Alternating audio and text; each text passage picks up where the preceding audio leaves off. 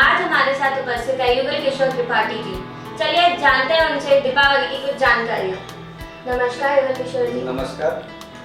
आप हमारे दर्शकों को बताइए कि दीपावली का महत्व क्या है और दीपावली क्यों मनाई जाती है।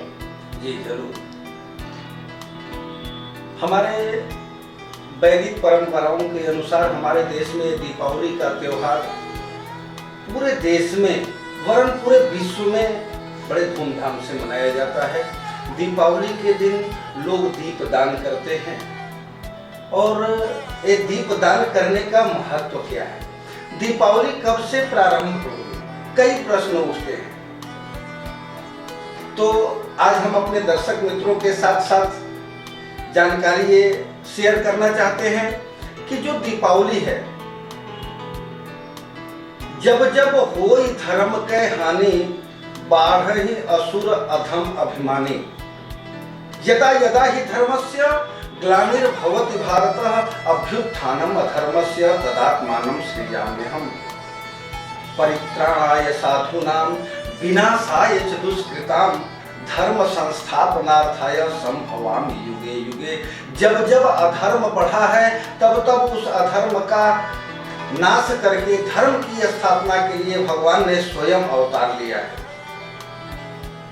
और भगवान के जो कई अवतार हैं, रामावतार, कृष्णावतार, कच्छप अवतार, 12 अवतार, कई अवतार भगवान ने लिया। इसमें भगवान का जो त्रेता युग के अंदर रामावतार हुआ, बहुत ही मार्मिक प्रसंग है। भगवान श्री राम बालपन से अपने गुरु माता पिता का आदर करते थे और जब उनको राजगद्दी का समय आया तो माता कैकेयी के वरदान के अनुसार उनको वनवास हुआ।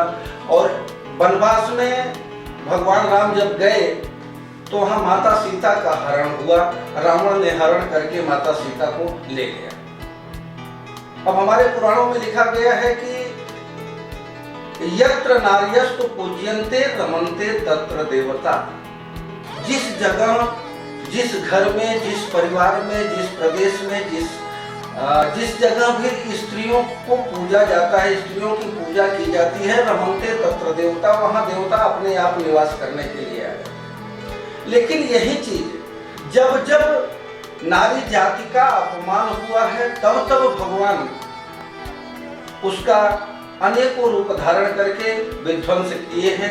इसका इतिहास गवाह है। इसी इतिहास के अंतर्गत रामायण, रामचरितमानस में भगवान बाबा तुलसीदास जी ने लिखा कि जब भगवान राम माता जानकी को ढूंढते ढूंढते ढूंढते ढूंढते दंडकारण्य वन में पहुंचे, ऋषिमुख पर्वत पर जाकर के हनुमान जी महाराज से मुलाकात हुई। हनुमान जी महाराज ने जाकर के सुग्रीव से मित्रता कराई और सुग्रीव जी के सानिध्य में माता जानकी का पता लगाने के लिए हनुमान जी महाराज 100 योजन का सागर पार करके लंका में पहुंचे और वहां जाकर के माता जानकी का पता लगाए। आकर के भगवान को सूचना दिए कि वहां रावण ने माता जानकी को हरण करके अशोक वाटिका में रखा है। भगवान श्री राम ने रामेश्वरम में भगवान शिव की स्थापना की और भगवान शिव की स्थापना के बाद उस समुद्र के ऊपर एक सेतु बांधा, जिसका नाम सेतु बंध रामेश्वर के नाम से जाना जाता है। भगवान राम लंका में पहुंचे और वहां आतताइयों का वध करके माता जानकी को, रावण का वध करने के बाद, पूरी सेना का वध करने के बाद माता जानकी को लेकर के जब वापस अयोध्या आए तो अयोध्या वासियों ने भगवान श्री राम, माता जानकी और भैया भरत, चारों भाइयों के स्वागत के लिए, राम लक्ष्मण भरत शत्रुघ्न और माता जानकी के स्वागत के लिए पूरे देश को, घर घर को दीपों से सजा दिया। अब दीपों से क्यों सजाया जाता है, दीपदान क्यों किया जाता है? दीपदान जब पूजा होती है तो पूजा में दीप जलाने के साथ साथ पंडित जी लोग मंत्र बोलते हैं। शुभम करोति कल्याणम आरोग्यम धन संप्रदा शत्रु बुद्धि विनाशाय दीप ज्योतिर्नमस्तुते। इस प्रकार से उस दीप के ज्योति को नमस्कार करके उसका दान किया जाता है। तो इसमें शुभम करोति कल्याणम, उस दीपक के सामने मन के अंदर भावना रख करके कि शुभम करोति कल्याणम, मैं आपका दान करने जा रहा हूं, आप मेरे जीवन में कल्याण करें, कल्याणकारी विचार मेरे अंदर उत्पन्न करें। शुभम करोति कल्याणम आरोग्यम धन संप्रदा, आरोग्य, मैं बिना रोग के रोग मुक्त रहूं, धन और संपदा से मेरा परिवार परिपूर्ण हो, शत्रु बुद्धि विनाशाय, और मेरे जो दुश्मन हैं, शत्रु हैं, अब शत्रु में देखा जाए तो सबसे बड़े शत्रु कौन से हैं?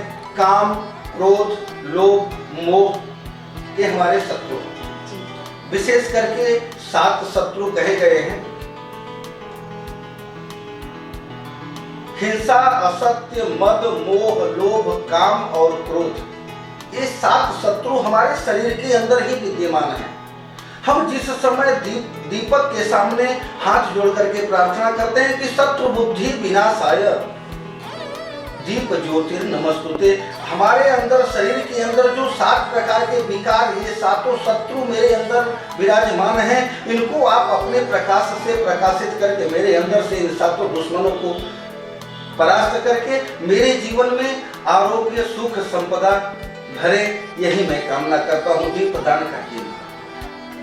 धन्यवाद। मतलब बचपन से हम पटाखे जलाते आते हैं कि कोई इतने सारे हम लोग पटाखे जलाते हैं, लेकिन हमको उसके पीछे का कारण नहीं पता कि हम लोग पटाखे क्यों जलाते हैं। तो आप हमारे दर्शकों को हमको बताइए। जी जरूर। इसमें अलग अलग जगहों की अलग अलग मान्यताएं हैं। पटाखे जो जलाए जाते हैं, पटाखे लोग फोड़ते हैं, ये मन के अंदर जब उत्साह पैदा होता है, अपने उत्साह को लोगों तक पहुंचाने के लिए पटाखे फोड़ते हैं। जैसे कभी कभी कोई मैच होता है, बहुत बड़ा मैच होता है IPL वगैरह का, जब उसमें हमारा इंडिया जीतता है तो पूरे इंडिया में पटाखे फोड़े जाते हैं। तो पटाखा फोड़ने के पीछे कोई रीजन नहीं है, अपने मन के उत्साह को लोगों तक पहुंचाने का कार्य ये फटाखा द्वारा होता है। जिस जगह फटाखा फोड़ा जाता है 1-2 किलोमीटर दूरी तक इसकी आवाज सुनाई देती है। और इसके पीछे एक रीजन और है जो वैज्ञानिक कारण है, वो ये कि जब फटाखे फोड़े जाते हैं तो इसमें से कार्बन डाइऑक्साइड गैस निकलता है। और ये कार्बन डाइऑक्साइड गैस जब बरसात के सीजन में बारिश होती है, बरसात के सीजन में बहुत जीव जंतु, दीपदान करने के पीछे और फटाखे फोड़ने के पीछे अगर आध्यात्मिक और वैज्ञानिक कारण को लेकर के चला जाए तो बहुत सारे कारण हैं। जब दीपदान किया जाता है, कहीं भी आप देखे होंगे कि जब घर से बाहर कहीं आप दीपक रखते हैं तो उस दीपक के अंदर बहुत सारे जीव जंतु आकर के मर जाते हैं। और जो कीटाणु फैलाने वाले जीव हैं, चारों तरफ फैले हुए हैं हमारे वातावरण में, उस दीपक के अंदर जाकर के समाप्त हो जाते हैं। और जब फटाखों से कार्बन डाइऑक्साइड गैस निकलता है तो उस गैस से ये सारे जीव समाप्त हो जाते हैं। और उसके बाद लोग कहते हैं, अभी मान्यता भी है कि दीपावली के बाद घर में लोगों को मच्छर नहीं लगते। हाँ, इसका यही कारण है कि ये फटाखे से जो प्रदूषण, एक तरीके से हमारे श्वास के लिए ये प्रदूषण भी है, नुकसान भी करता है, लेकिन एक तरीके से अगर देखा जाए तो हमारे इस जीवन को एक नया रास्ता देने के लिए भी फटाखे का बहुत बड़ा महत्व है। लेकिन फटाखा इस तरीके से होना चाहिए कि किसी को नुकसान न दे। दीपावली की हार्दिक शुभकामनाएं। सभी लोग स्वस्थ और संपदा से सुखी होकर के अपने जीवन में माता लक्ष्मी का निवास हो आप लोगों के जीवन में। इसी के साथ दीपावली की हार्दिक शुभकामनाएं सभी दर्शक मित्रों को। नमस्कार।